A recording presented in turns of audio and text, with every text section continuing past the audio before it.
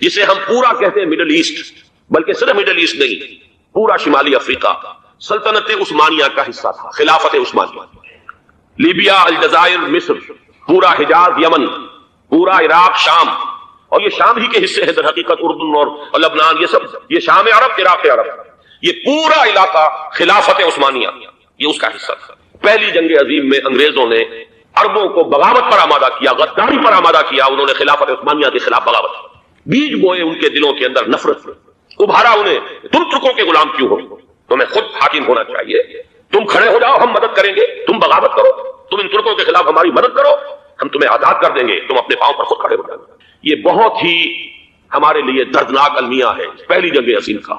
Colonel Lawrence جیسا شخص، برطانوی استعمار، اور اس کے نتیجے میں عربوں نے بغاوت کی، اور اس قدر دردناک بات آپ کو بتا رہا ہوں، میں پہلی مرتبہ جب سن 62 میں حج کے لیے گیا مدینہ منورہ میں، ابھی وہ ریل کے انجن کھڑے ہوئے تھے۔ یہ ترکی کے زمانے میں، سلطنت عثمانیہ کے زمانے میں بغداد سے مدینے تک ریلوے لائن تھی۔ یہ پورا ایک عالم سلطنت عثمانیہ، صرف سلطنت نہیں، خلافت عثمانیہ، پوری ٹرینیں جو ہے ترکوں کی اڑائی گئی، ہزاروں ترکوں کو شہید کیا گیا، یہاں تک کہ صحن حرم میں شہید کیے گئے سینکڑوں ترک۔ یہ جرم تھوڑے نہیں، معمولی نہیں۔ آج جس کی سزا مل رہی ہے، معلوم ہونا چاہیے کہ وہ جرائم کون کون سے تھے۔ اب بھی جو لوگ گئے ہیں انہوں نے دیکھا ہوگا ترکی کا قلعہ موجود ہے اوپر پہاڑی کے اوپر، حرم کا جو سب سے بڑا دروازہ ہے باب ملک عبدالعزیز، اس کے سامنے ایک لائبریری ہوتی تھی، اب تو غالباً وہ بھی گرا دی گئی ہے، اس کے پیچھے پہاڑی پر ترکوں کا قلعہ ہے پرانا، اس پر توپیں موجود تھیں۔ جب بغاوت ہوئی ہے، جو حرم میں آئے ہوئے تھے ترک فوجی، ظاہر بات ہے وہ تو نماز پڑھنے آئے ہوئے تھے، ان کو وہاں ذبح کیا گیا ہے، اور ترکوں نے اپنی توپیں استعمال نہیں کی کہ کہیں بیت اللہ کو کوئی نہ پہنچ جائے۔ بہرحال یہ غداری ہوئی ہے پہلی جنگ عظیم کے دوران، اور نہ صرف ترکوں پہ، عربوں نے کی ہے۔ جیسا کہ میں نے کہا تھا، دو ہیں سب سے بڑے مجرم روئے ارضی کے اوپر امت مسلمہ کے طبقات۔ ہمارا پنجابی سپاہی بھی جا کر انگریزوں کی مدد کر کے ایلن بی کو قبضہ جو لے کر دیا بغداد کا، اس میں ہمارے مسلمان پنجابی سپاہی بھی شامل ہیں۔ یہ خون چکاں باب ہے ہماری تاریخ کا اس صدی کا۔ لیکن اس کے بعد سلطنت عثمانیہ کے ٹکڑے ہو گئے، چیچڑے ہو گئے۔ ایک انگریز نے لکھا ہے یہ جملہ، ذہن میں بجھا ہوا جملہ، کہ تاریخ میں یہ بات ثبت ہو جائے گی کہ ایک انگریز نے اس سلطنت کے ٹکڑے کر دیے کہ جو عمر فاروق نے قائم کی تھی رضی اللہ تعالیٰ عنہ۔ یہ پورا عالم، یہ تمام علاقہ کس نے پتہ کیا گیا؟ یہ بات ہاتھ بدل گئے تھے، ترک آ گئے، خلافت عثمانیوں کے پاس چلی گئی، لیکن یہ سلطنت تو حضرت عمر رضی اللہ تعالیٰ عنہ کے زمانے سے چلی آ رہی تھی۔ اس کو ایک انگریز کرنل نے، اور اس نے بغاوت پہ آمادہ کر کے عربوں کو اور ترکوں کے پیٹھ میں چھرا گھپوا کر ان کے ذریعے سے اور ٹکڑے کر دیے۔ لیکن جب جنگ ختم ہوئی، اب انہوں نے کہا کہ اب ہمیں آزادی دیجیے۔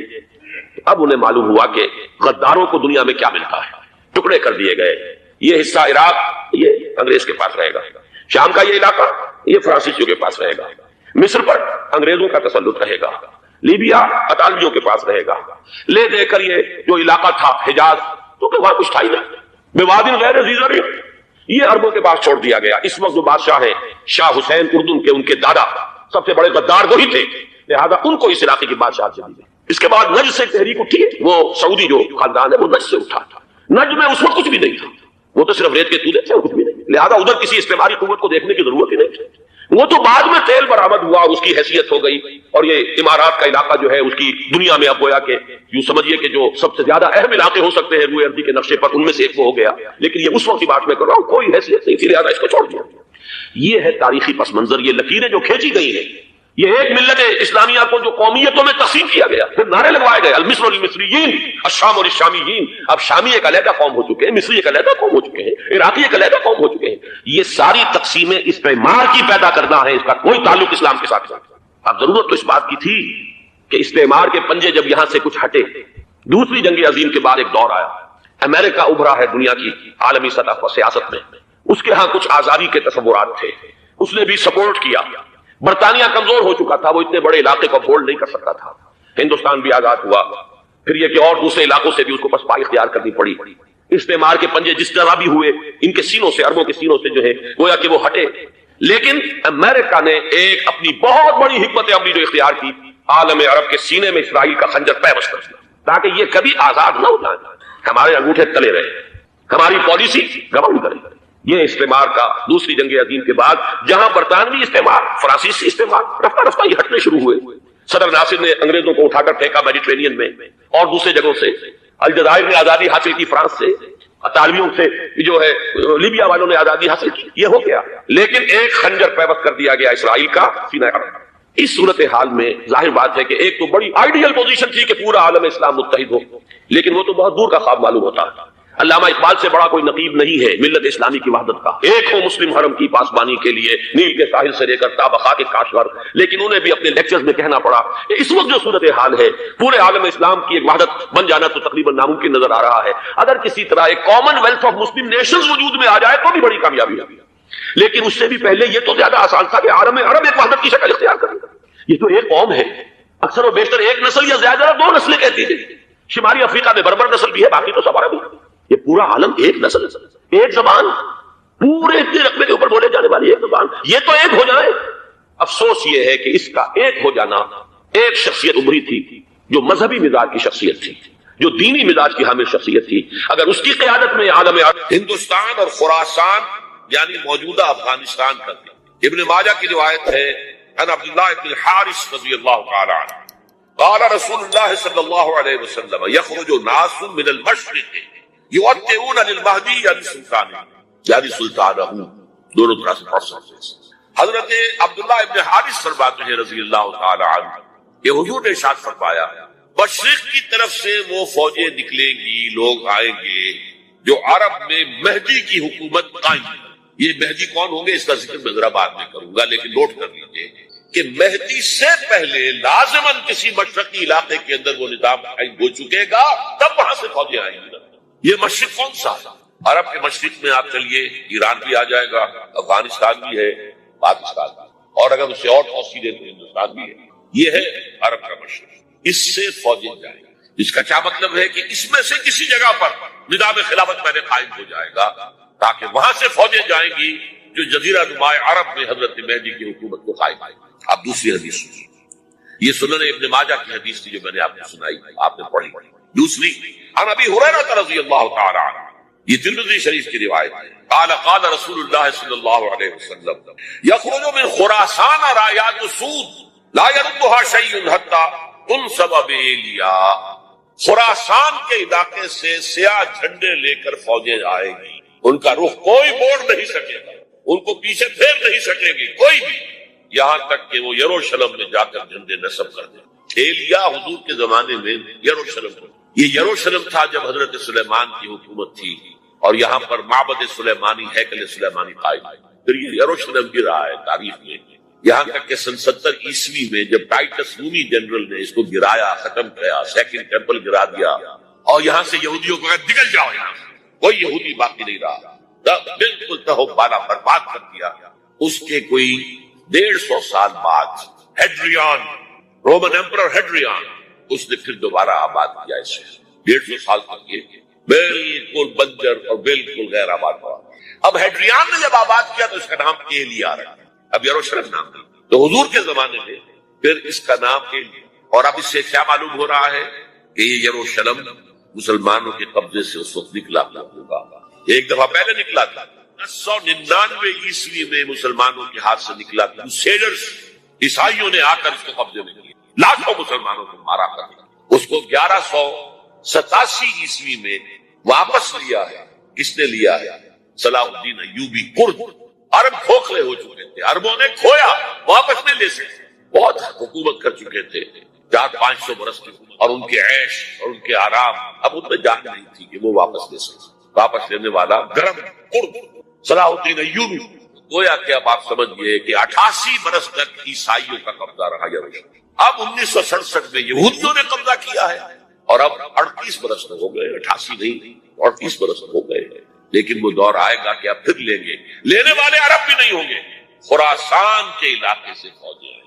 یہ خراسان کیا تھا؟ ایلیا جو میں نے آپ کو بتایا یروشلم کا نام ہے، خراسان اس زمانے میں ایک بہت بڑے ملک کو کہتے ہیں، کچھ حصہ پاکستان کا بھی اس میں شامل ہے، کچھ حصہ ایران کا بھی ہے، ایران کے اس حصے کو اب بھی خراسان ایک صوبہ ہے ایران کا چھوٹا سا۔ پاکستان میں خاص طور پر یہ جو علاقہ مالاکنڈ ایجنسی کہلاتی ہے، اس سے اوپر جتنا علاقہ ہے، اور یہ جو واخان کی ایک پٹی آتی ہے اوپر، واخان افغانستان کی ایک پٹی سی دم سی چلی آتی ہے جو جا کر چائنا کی سرحد سے مل جاتی ہے، یہاں سے لے کے یہاں تک یہ جو مالاکنڈ کا وہ درہ ہے اور پہاڑ ہے، یہ بھی خراسان کا ہے۔ باقی تقریباً 2/3 آف افغانستان، ساؤدرن حصہ نہیں ہے خراسان کا حصہ، یہ سیستان کہلاتا تھا، یہ خراسان نہیں ہے۔ لیکن یہ کہ اوپر کا 2/3 آف افغانستان اور اس کے ساتھ یہ جو عرب جو اب یہ ترک ممالک آزاد ہوئے ہیں سوویت یونین کی ڈسولوشن کے ساتھ، یہ سارا علاقہ کہلاتا ہے خراسان بزرگ، دی گریٹ خراسان۔ ایک مرتبہ ایک یہاں کا جو کاؤنسلیٹ ایران کا وہ آئے تھے میرے پاس، ان کے اہم آدمی، ان سے میں نے پوچھا خراسان تو پہلے دن کا خراسان ہمارا ایسی بات نہیں، مجھے خراسان خراسان بزرگ، وہ جو دی گریٹر خراسان کی بات کر رہے ہیں وہ یہ تھے۔ پھر میں نے اور طریقوں سے بھی تحقیق کی، پہلے خیال تھا کہ پورا افغانستان اس میں شامل ہے، لیکن اب معلوم ہوا کہ نہیں، یہ جو جنوبی حصہ ہے یہ سیستان کہلاتا ہے، کچھ بلوچستان کا حصہ اس میں شامل تھا اور کچھ یہ جنوبی حصہ افغانستان۔ یہاں سے فوجیں جائیں گی اور یہ فوجیں جا کر خراسان سے چل کر ایلیا پہنچیں گی، یروشلم پہنچیں گی اور اپنے جھنڈے کاٹیں۔ اس کا جو نتیجہ نکلتا ہے وہ آپ سمجھ لیجئے۔ اس میں بھی اب میں اس سیر ترجمان القرآن اقبال کا ایک شعر آپ کو سنا رہا ہوں۔ ایک تو انہوں نے جو اردو میں کہا تھا، میرے عرب کو آئی ٹھنڈی ہوا جہاں سے، میرا وطن وہی ہے میرا وطن وہی۔ ٹھنڈی ہوا مجھے ہندوستان کی طرف سے ٹھنڈی ہوا آ رہی ہے صلی اللہ علیہ وسلم۔ اس کا جو ہے حوالہ مجھے نہیں مل سکا ہے اب تک، لیکن لوگ مانتے ہیں کہ ہاں ہے، حدیث ہے، پڑھی ہے ہم نے، لیکن بتا نہیں پا رہے۔ اور ظاہر بات ہے کہ حدیث کا ذخیرہ اتنا وسیع ہے کہ اس میں تلاش کرنا آسان تھا، اور اقبال کو کافی علم تھا ان چیزوں، اس کو بغیر کسی بنیاد کے نہیں کہہ سکتا میرے عرب کو آئی ٹھنڈی ہوا جہاں سے، میرا وطن وہی ہے میرا وطن۔ لیکن اس سے بھی زیادہ جو بات ہے وہ علامہ اقبال کا ایک شعر ہے جس کے پہلے مصرے میں تو حضرت مہدی کا ذکر ہے، وہ میں بعد میں اس کا ذکر کروں گا جب ان کا وقت آئے گا۔ خضر وقت از خلوت دشت حجاز آیت بروں، خضر وقت کا خضر، میرے نزدیک وقت کا مجدد حضرت مہدی، وہ خلوت حجاز سے باہر آئیں گے۔ خضر وقت از خلوت دشت حجاز آیت بروں، کارواں زی وادی دور و دراز آیت بروں، کارواں اس وادی دور و دراز سے چلے گا۔ یہ وادی دور و دراز کون سی ہے؟ وادی سندھ۔ وادی سندھ کا تصور پکڑنی آپ کو کیا ہے؟ آپ کو معلوم ہونا چاہیے کہ وادی سندھ، یہ سارے ٹریبیوٹس جو آ رہے ہیں جو وادی اس دریائے سندھ میں مل رہے ہیں، جیسے ایک درخت ہوتا ہے اور اس کی شاخیں ہیں، وہ تو درخت کے تنے سے نکلی ہے۔ ایک یہ کہ ٹریبیوٹریز ہوتی ہیں، چھوٹے چھوٹے دریا ہوتے ہیں، وہ ملتے ہیں تو ایک بڑا دریا بنتا ہے۔ یہ ٹریبیوٹریز مشرق سے بھی آ رہی ہیں سندھ میں اور مغرب سے بھی آ رہی ہیں۔ افغانستان کا جو مشرقی حصہ اسی وادی سندھ کے اندر، اور یہ موجودہ پاکستان، بلکہ اس میں سے کچھ حصہ جو ہم چھوڑ چکے ہیں، ہم سے نکل گیا دریائے ستلج تک، یہ اس وادی سندھ کا حصہ۔ کہاں آ رہا ہے ستلج؟ سندھ میں، اور بیاس تو ستلج میں پہلے ہی آ گیا، راوی آ گیا، چناب آ گیا، جہلم آ گیا، سب سندھ میں پہنچ گئے، پٹن کوٹ میں سے پہنچ گئے۔ اوپر سے یہ دریائے سوات آ رہا ہے، یہ دریائے دیر آ رہا ہے، یہ دریا فلاں آ رہا ہے، یہ دریا فلاں آ رہا ہے، سب دریائے کابل میں ہو کر کہاں پہنچے؟ سندھ میں۔ اوپر سے دریائے ہنزا آ رہا ہے، دریائے گلگت آ رہا ہے، کہاں آ کر گرے؟ سندھ میں۔ پھر یہ جو دریا آ رہے ہیں جو ہمارے جو ہے درائے گومل سے چلا آ رہا ہے، کوچی چلا آ رہا ہے، کہاں جاتے؟ سندھ میں۔ یہ پوری وادی ہے، یہ افغانستان کا مشرقی حصہ جو پختون ہے، 100% پختون، وہ در حقیقت وادی سندھ کے اندر، یہ دو طرف سے وادی سندھ۔ کارواں عظیم، جی سے مراد عظیم، کارواں عظیم وادی دور و دراز آیت کروں، فوجیں یہاں سے جائیں گی حضرت مہدی کی حکومت قائم کرنے کے لیے۔ خضر وقت از خلوت دشت حجاز آیت بروں، کارواں زی وادی دور و دراز آیت کروں۔ یہ ہے اس سیر۔ حالانکہ یہی شخص ہے جو اپنے خطبات کے اندر نفی بھی کرتا ہے کہ یہ مہدی اور یہ سب تصورات جو ہیں یہ کوئی صحیح نہیں ہے، اور یہ پرانی جو روایات چلی آ رہی تھی، ہر مذہب میں تصور ہے، اس طرح کی بات کہی۔ جب عقل سے بات کرتا تھا اس میں ٹھوکریں کھاتا تھا، جب دل سے اس کے یہ سیلاب کے معنی چشمہ ابھرتا تھا دل سے اس کی شاعری، اس میں ہوتے تھے وہ حقائق، یہ جو ابد اس پر جو اشفاق صاحب ہوتے تھے ہمارے یہاں، اشفاق احمد ادیب، ڈرامہ نگار تلقین شاہ، انہوں نے بڑی پیاری بات کہی تھی، اگر ان کا مذاق اڑایا تھا وہ نامہ نوائے وقت میں، بات بڑی پیاری تھی۔ اقبال ایک دن کا اقبال تھا، ایک رات کا اقبال تھا۔ دن کا اقبال فلسفی تھا، وہ اپنی عقل سے غور و فکر کرتا تھا، اس کا حاصل جو ہے وہ لیکچرز، خطبات، ان میں بہت سی باتوں پر علماء کو شدید اعتراض۔ ایک رات کا اقبال تھا، اسے الہام ہوتا تھا، سیلاب آتا تھا شاعری، اور وہ اقبال جو ہے اصل ہے۔ اور اس کو کہا اقبال نے خود، ڈاکٹر یوئنگ ہوتے تھے جو پرنسپل تھے ایف سی کالج کے، ان کے نام سے یوئنگ ہال اب بھی موجود ہے نیلا گنبد چوک میں، ایک ہاسٹل بنایا تھا انہوں نے، یوئنگ ہال۔ ایک دعوت میں سب جمع تھے، ڈاکٹر یوئنگ بھی تھے، علامہ بھی تھے. یوئنگ نے بڑا تیکھا وار کیا کہ ڈاکٹر اقبال، ہم نے سنا ہے کہ آپ جیسا آدمی بھی وربل ریولیشن کا قائل ہے. پہلے مسئلہ سمجھ لیجئے ورنہ واقعہ سمجھ نہیں آیا تھا. ایک ہے وربل، وحی باللفظ، قرآن کے بارے میں ہمارا عقیدہ یہ الفاظ اللہ کے. ایک ہوتا ہے وحی، لیکن اس وحی میں لفظ جو ہے وحی کا نہیں ہوتا، بلکہ وہ انسپریشن کہلاتی ہے. کوئی بات آپ کے ذہن میں ڈال دی گئی، آپ نے اپنے الفاظ میں اس کو ادا. تو یہ سمجھتے ہیں کہ وحی جو ہے یہ ہمیشہ وحی باللفظ وربل نہیں ہوتی. یہ عیسائیوں کا عقیدہ ہے. اور وہ عقیدہ کیوں بنایا ہے؟ اب ایک بات سے بات نکل رہی ہے. انجیلیں 100 سے زیادہ تھی، اب بھی کم سے کم 4 کو کینونیکل کہتے ہیں. تو ان چاروں میں اختلاف ہے، تو کون سی انجیل ہے؟ میں جب پڑھتا تھا میڈیکل کالج میں تو میں نے منٹگومری میں ایک بہت بڑا کمیشن ہے، وہاں پادری صاحب سے مسٹر وائٹ جا کے میں نے کہا کہ which one of these is Bible؟ جواب آپ سنیے، ذہانت کا شاہکار ہے. None of them is Bible. Bible is in them. ان میں سے کوئی بائبل نہیں ہے، بائبل ان کے اندر ہے.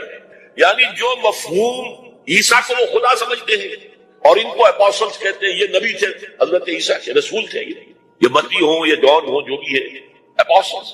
تو جو حضرت عیسیٰ نے ان سے کہا وہی کی، انہوں نے اپنے الفاظ میں اس کو ادا کیا ہے، لہذا ادا ہو جائے گا وہ اپنا، جیسا کہ احادیث کے اندر. تو اقبال سے کہا کہ اقبال، ڈاکٹر اقبال، میں نے سنا کہ آپ بھی وربل ریولیشن کے قائل ہیں. کہ بالکل، اور مجھے تو ذاتی تجربہ ہے. مجھ پر جو شعر اترتا ہے وہ الفاظ میں ڈھلا ہوا ہوتا ہے. میں تبدیلی کرنا چاہوں تو نہیں کر سکتا. چپ ہو گیا یہ، اب آگے کیا بولے گا یہ. تو بہرحال اقبال کا یہ شعر جو ہے داس کے اقبال کا شعر ہے. یہ اس اقبال کا جس کو الہام ہوتا تھا. خضر وقت از خلوت دشت حجاز آیت برون، کارواں زی وادی دور و دراز آیت.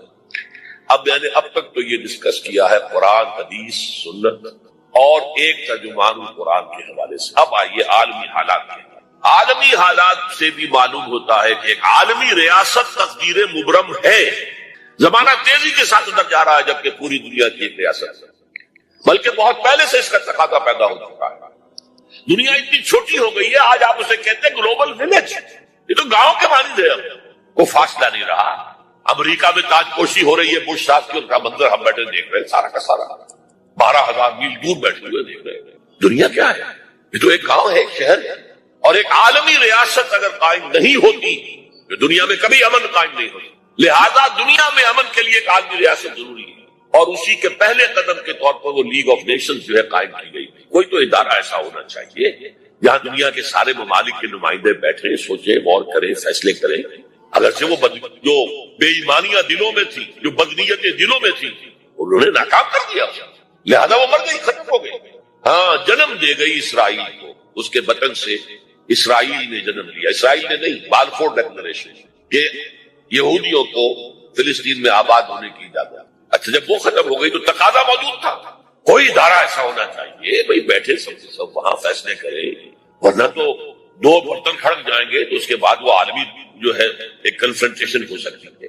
تب یہ پھر دوبارہ یونائٹڈ نیشنز آرگنائزیشن بنی، اور اب وہ بھی دم توڑ رہی ہے بیچاری، کئی روز سے دم توڑ رہی ہے.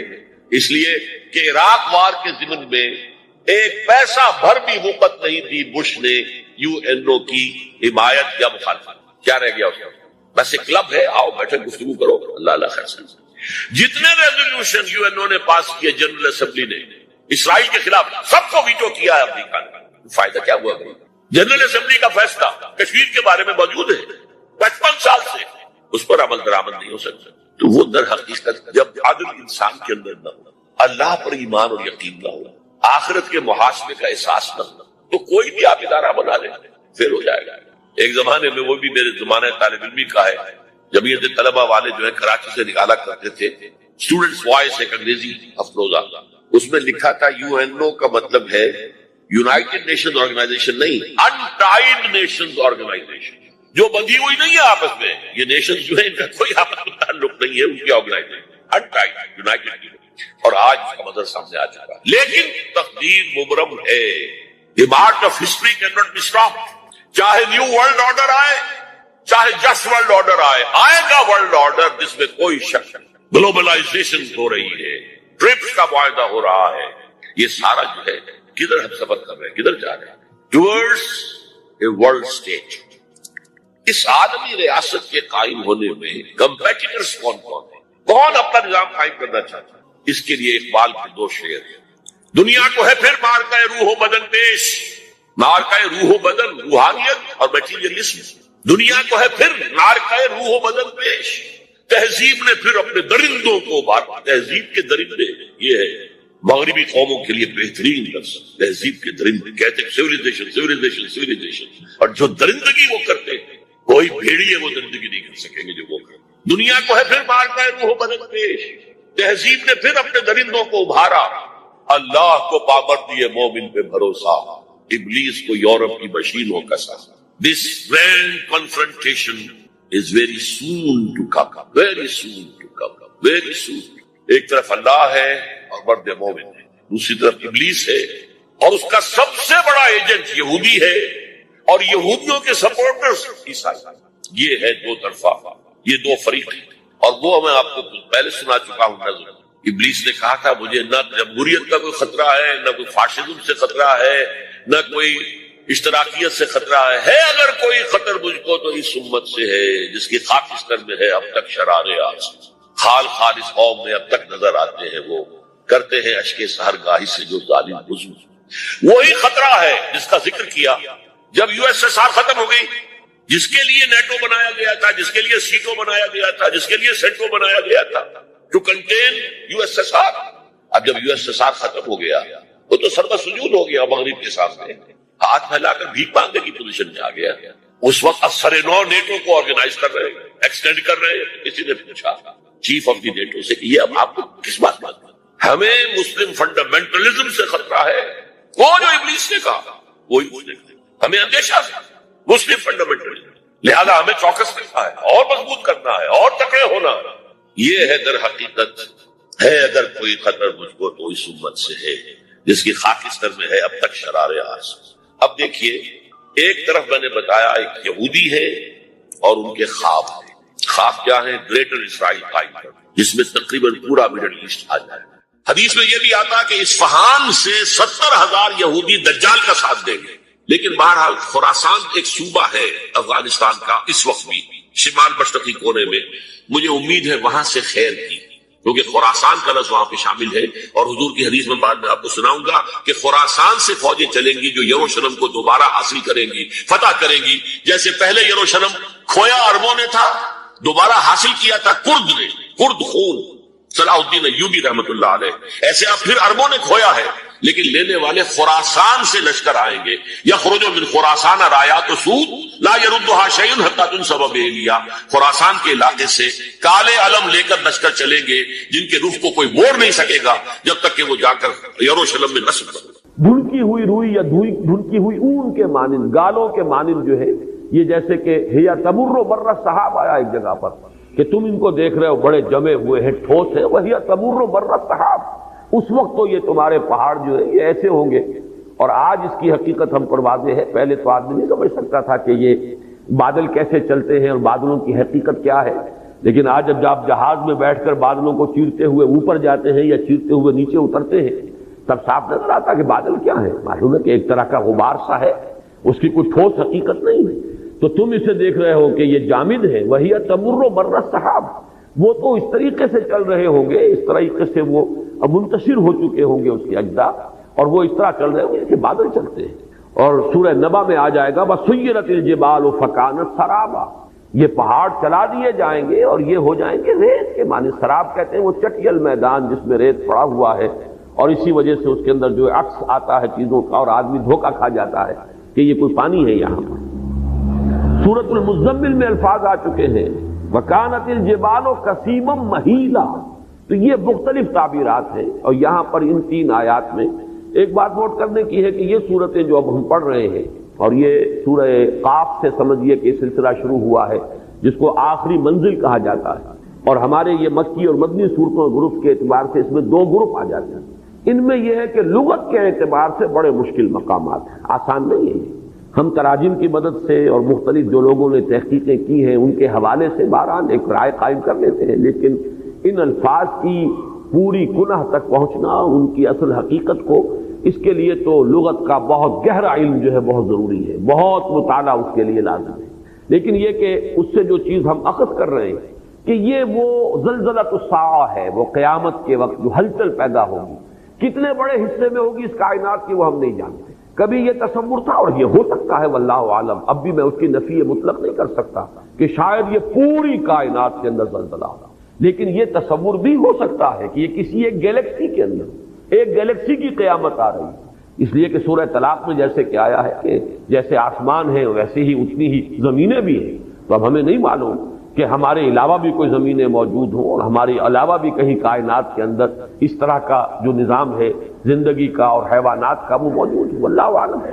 تو ہو سکتا ہے کہ یہ صرف اس سولر سسٹم کے اندر سارا زلزلہ آئے، جیسا کہ ہماری جو ایسٹرونومی ہے وہ بتاتی ہے۔ سورج میں تو اب بھی طوفان اٹھتے رہتے ہیں، بہت بڑے بڑے طوفان آتے ہیں، کسی وقت وہ طوفان اتنا بڑا ہو کہ اس پورے کے پورے سولر سسٹم کو، کہ جس کا پورا دار و مدار ہی سورج کی کشش اور سورج کے گرد جو یہ سیارے گھوم رہے ہیں اس کے اوپر دار و مدار ہے، اسی کے اندر وہ ہلچل اور وہ تصادم اور ایک دوسرے کے ساتھ کروں کا ٹکرانا اور اس کے نتیجے کے اندر یہ کیفیات پیدا ہو جائیں۔ تو یہ بھی ممکن ہے پوری کائنات کا مسئلہ، لیکن زیادہ قرین قیاس یہ معلوم ہو رہا ہے اب ہمارا علم جہاں تک پہنچا ہے اس کے اعتبار سے کہ یہ کسی محدود خطے کے اندر یہ صورت ہوگی جس کے نتیجے میں زمین کا معاملہ جو ہے اور زمین پر بسنے والے اور زمین پر جو نوع انسانی رہی اس کے حساب کتاب کے لیے یہ بساط ایک دفعہ لپیٹ کر اور پھر دوبارہ ایک نئی صورت میں اس کو بچھا دیا جائے۔ فَإِذَا النُّجُومُ طُمِسَتْ وَإِذَا السَّمَاءُ فُرِجَتْ وَإِذَا الْجِبَالُ نُصِفَتْ وَإِذَا الرُّسُلُ اُقِّتَتْ، جبکہ رسولوں کا وقت معین ہو جائے گا۔ یہ اقتت اصل میں وقتت ہے، وقت سے توقیت باب تفعیل اور اس سے پھر یہ مجہول کا صیغہ، اس سے یہ اقتت بن گیا ہے، واو نے الف کی شکل اختیار کی۔ یہ تو ہوا ان کا وقت معین ہو جائے گا، اس سے مراد کیا ہے کہ جیسا کہ یہ مضمون پھر مدنی صورتوں میں بار بار آیا ہے، دنیا میں رسول اتمام حجت کرتے تھے اپنی قوموں پر، اپنی دعوت سے، تبلیغ سے، اپنی ذاتی مثال سے، شہادت عملی، شہادت قولی، شہادت انفرادی، اور محمد الرسول اللہ صلی اللہ علیہ وسلم نے آخری درجے میں کر دی شہادت اجتماعی، اجتماعی نظام قائم کر کے دکھا دیا یہ ہے اللہ کا دین، یہ ہے اس کی عملی شکل۔ تو یہ ہے وہ شہادت اور حجت کے جو رسول اس دنیا میں لوگوں پر، انسانوں پر، اپنی اپنی امتوں پر، اپنی قوموں پر کرتے رہے۔ اب اسی کا ایک ظہور ہوگا قیامت کے دن، محاسبہ اخروی، وہ جو عدالت اخروی ہے اللہ کی، اب اس میں پیشی ہوگی۔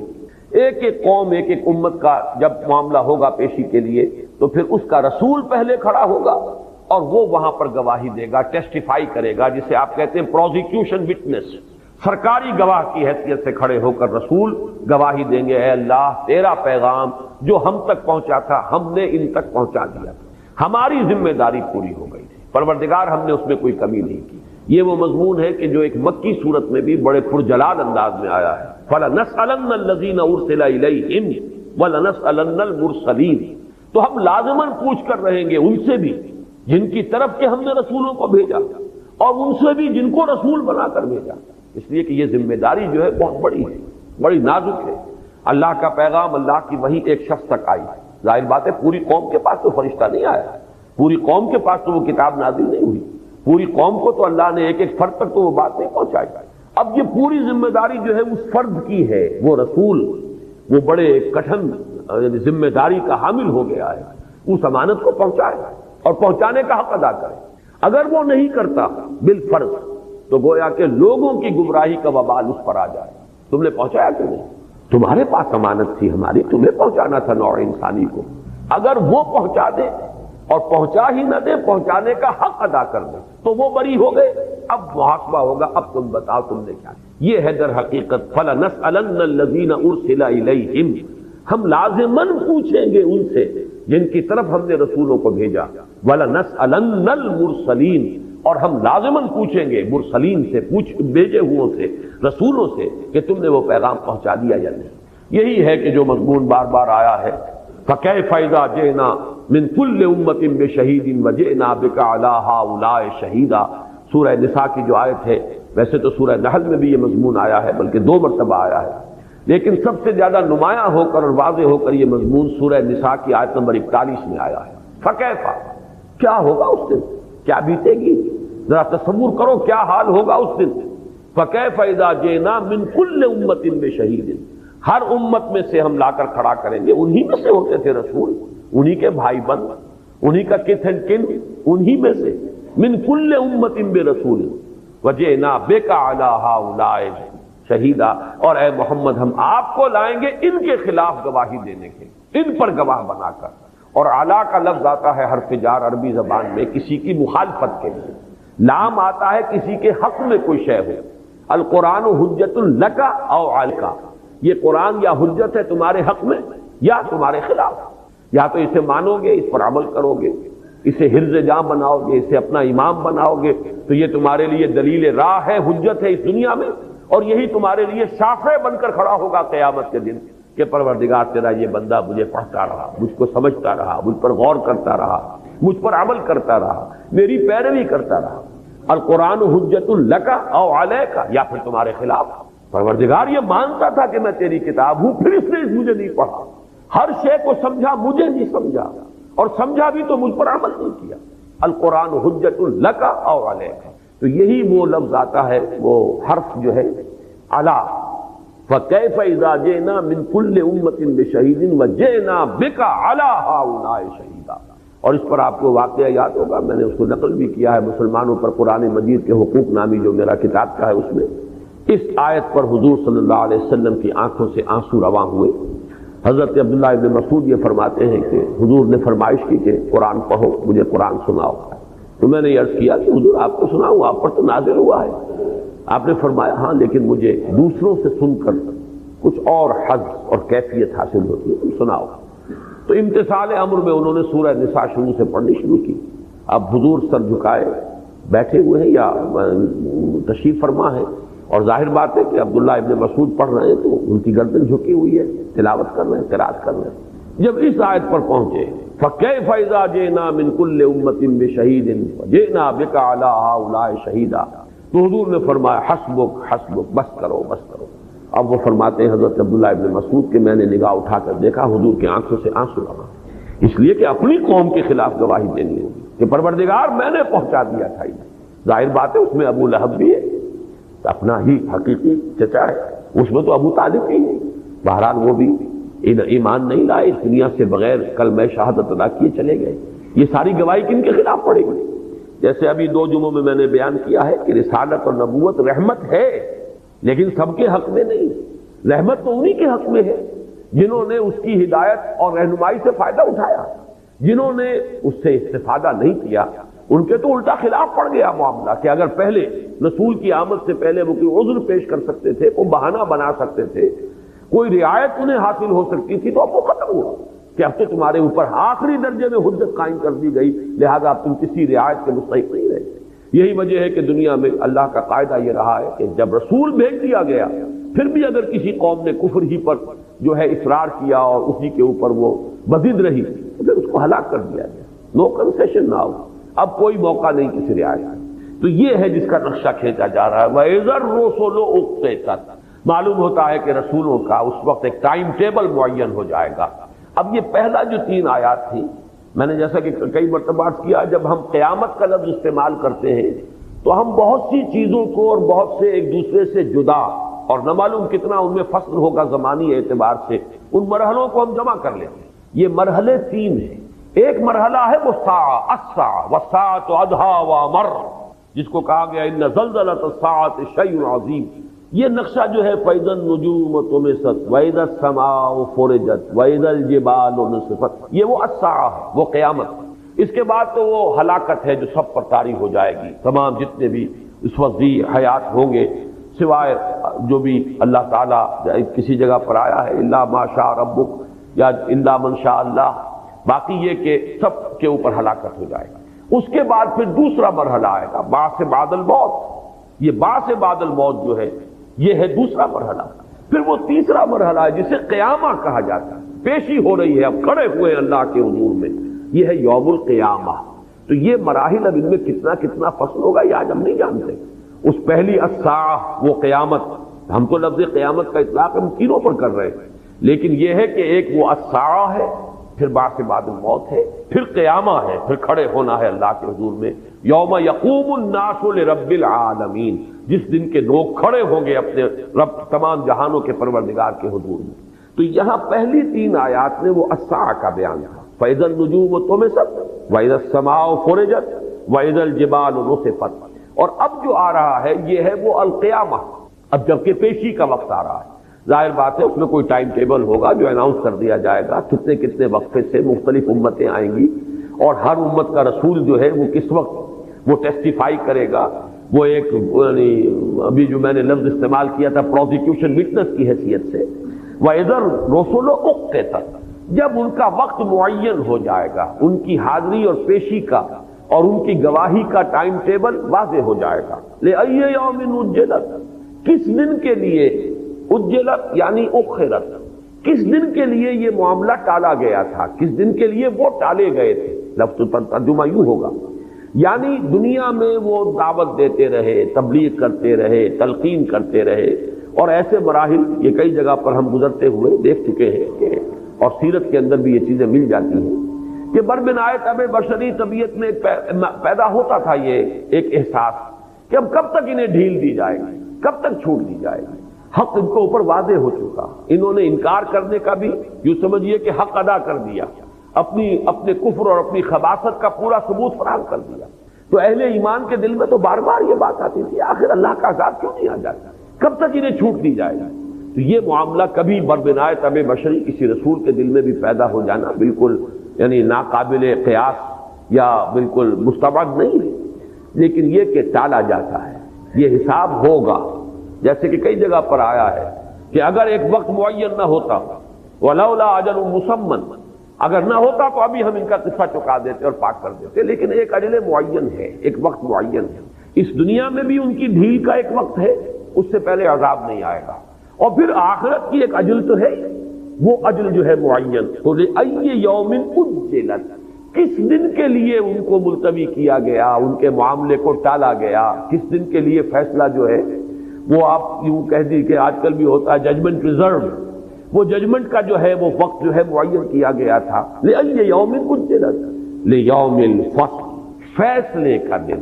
جیسے کہ آج کل بھی ہماری عدالتوں کا بڑی لمبی چوڑی جو ہے وہ ہو گئی ہے، سماعت ہو گئی ہے، گواہیاں ہو گئی ہیں، جرا ہو گئی ہے، اب فلاں دن جو ہے وہ فیصلے کا اعلان کیا جائے گا، وہ فیصلہ جو ہے وہ اس کا اعلان ہو جائے گا۔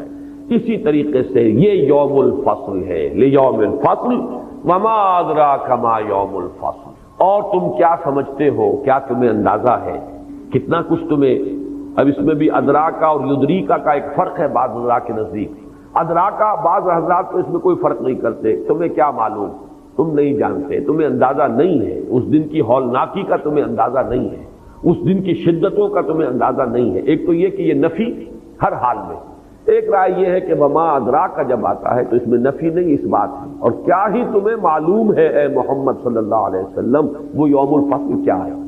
لیکن جب آتا ہے وما یدریکا، وما یدریکا جب کہ مضارع کی شکل میں آئے گا، اس میں یہ ہے کہ آپ کیا جانیں، یعنی آپ کے سامنے ابھی یہ حقیقت واضح نہیں ہے، آپ نہیں جانتے۔ تو ادراکا اور یدریکا یہ فعل ماضی اور فعل مضارع کی شکل میں یہ ایک فرق ہے جو بعض حضرات نے کیا ہے۔ اکثر و بیشتر جو ہے القارعہ ملقارعہ وما ادراک ملقارعہ، الحاقہ ملحاقہ وما ادراک ملحاقہ، تو عام طور پر یہی سمجھا گیا ہے کہ یہ دونوں حالتوں میں چاہے فعل ماضی ہو اور چاہے فعل مضارع ہو یہ نفی ہی کا مفہوم دیتا ہے۔ تو فرمایا کہ لِأَيِّ يَوْمٍ أُجِّلَتْ لِيَوْمِ الْفَصْلِ وَمَا أَدْرَاكَ مَا يَوْمُ الْفَصْلِ، تمہیں کیا معلوم کہ وہ یوم الفصل کیا ہے۔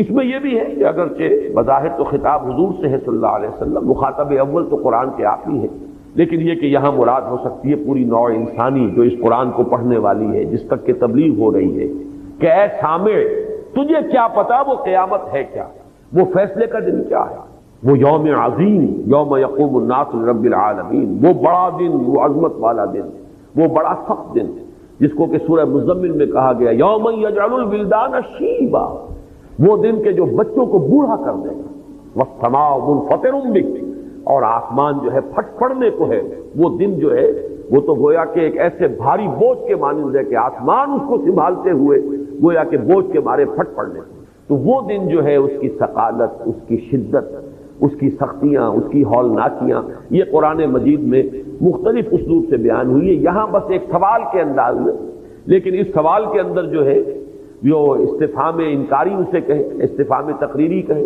اگر وہ فرض ذہن میں رکھیں ادرا کا اور یدری کا، لیکن یہ کہ ہر صورت میں یہ استفہام جو ہے یہ ایک